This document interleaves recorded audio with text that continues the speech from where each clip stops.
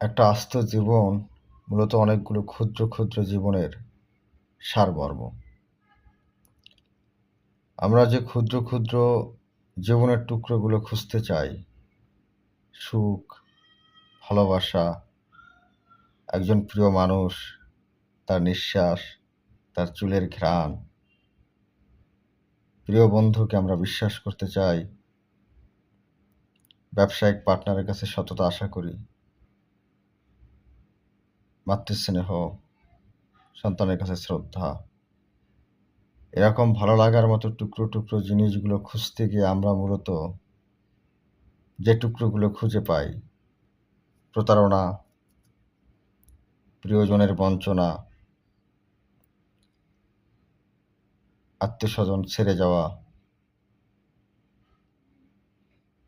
ব্যবসায় পার্টনারের ঠকানো, এরকম।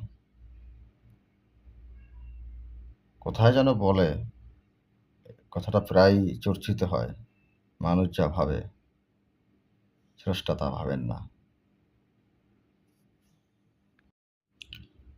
একটা আস্ত জীবন মূলত অনেকগুলো ক্ষুদ্র ক্ষুদ্র জীবনের সারমর্ম।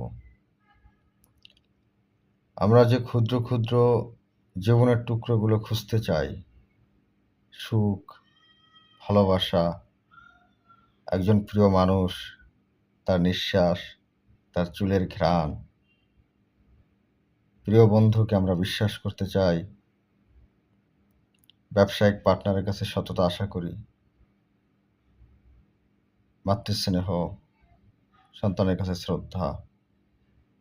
এরকম ভালো লাগার মতো টুকরো টুকরো জিনিসগুলো খুঁজতে গিয়ে আমরা মূলত যে টুকরোগুলো খুঁজে পাই, প্রতারণা,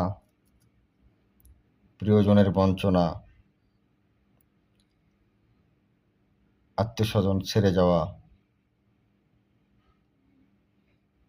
ব্যবসায় পার্টনারের ঠকানো, এরকম।